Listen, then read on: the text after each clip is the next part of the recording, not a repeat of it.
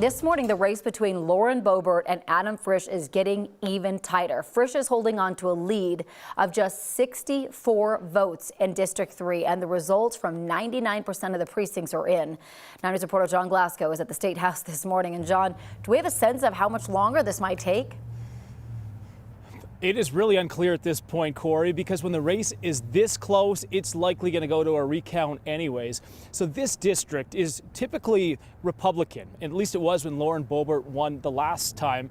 Now, this morning, though, Democrat Adam Frisch, he is in the lead by a razor-thin margin, as you mentioned, less than 100 votes. So Colorado's 3rd congressional district covers a large part of the state, stretching through most of western Colorado, right down through Pueblo. Republican incumbent Lauren Boebert is seeking another term in the U.S. House of Representatives.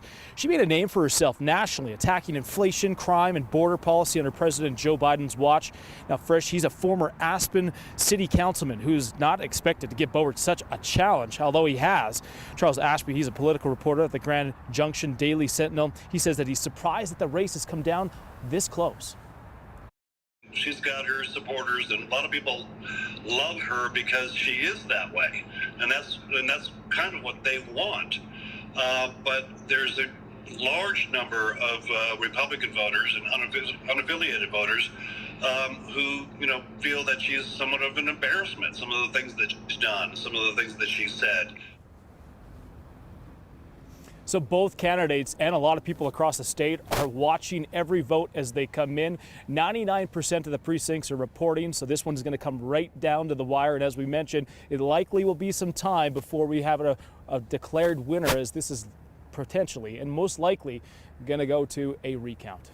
And because of redistricting there, I mean, she should have won this by a really large margin. Yeah. But yeah, there are even more Republican voters in that district now than there were the first time she ran. So, I mean, a lot of them have obviously crossed over to vote for Adam Frisch. All right, John, thanks. Appreciate it. We do have results from another tight race. It was a really tight race. But Democrat Dr. Yadira Caraveo is going to represent Colorado's newest congressional district, CD8. Right now, she is up by about 900 votes. Republican Barbara Kirkmeyer conceded the race just before 6 o'clock last night. All of the votes are pretty much counted. The only outstanding votes are in really Democratic districts. Kirkmeyer tweeted that she called Caraveo and thanked the volunteers who helped her campaign. Kirkmeyer was initially considered a slight favorite to win that district. We can expect to hear from Caraveo at a news conference a little bit later this morning. Yeah, that one was real close. This morning, there are still questions about which party will take control over the U.S. House and Senate. Control over both chambers still up in the air. Taking a look at the House, Republicans are getting closer to gaining control. I think we're going to show. Now, to get a majority, one party, here we are, would need 218 seats. And as it stands now, Republicans have 207 seats in the House and Democrats have 185.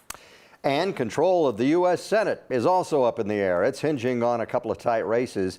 Either party could get the majority with wins in Nevada and Arizona. Still too close to call in those races, but it's possible we won't know which party holds power until a runoff election in Georgia is completed next month. Democratic Senator Raphael Warnock and Republican challenger Herschel Walker did not get enough votes to win the election outright. If you want to read more about the election or get the latest updates on the races that still haven't been called yet, you can download the 9 News app. Today, the two boys charged with starting a fire in a deadly Lakewood in an apartment complex in Lakewood are scheduled to be in court. Right now, we're starting to hear from some of the people who were injured in that fire, like Ayance Hicks and her baby. They are out of the hospital now, but no longer have a home at the Tiffany Square Apartments. Hicks says she woke up to the fire on Halloween morning. A friend helped her and her 19-month-old baby escape from a second-floor window. He got out and he was hanging onto the ledge of my window, and he grabbed my baby with his other hand, and then they dropped down and fell. Another woman and her 10-year-old daughter were killed in that fire. Our partners at the Denver Gazette say the 12-year-old boy and the 14-year-old boy that are charged with starting the fire were kicked out of an apartment there.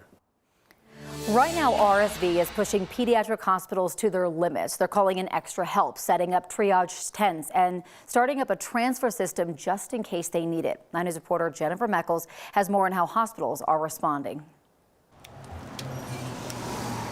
You've heard it now for weeks. RSV came early this year, and boy, did it come in hot. And it's truly like nothing we've ever seen before at Children's Hospital of Colorado. 554 hospitalizations in the Denver metro so far this season.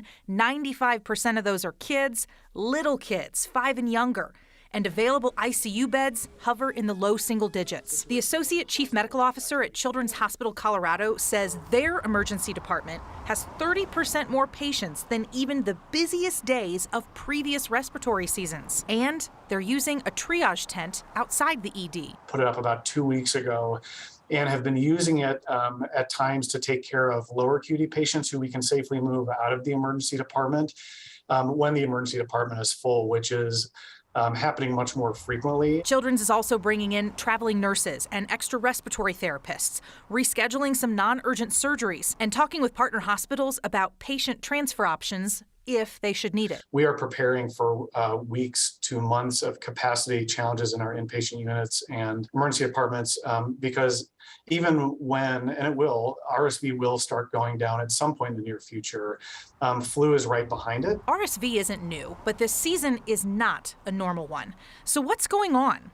The state health department says a lot of virus timing has been off. RSV, flu, and that we can blame the pandemic. So really unusual timing of transmission of these non-COVID viruses that we really don't fully understand. But it's very clear that the pandemic has been disruptive to how these viruses are spread and when they're spread.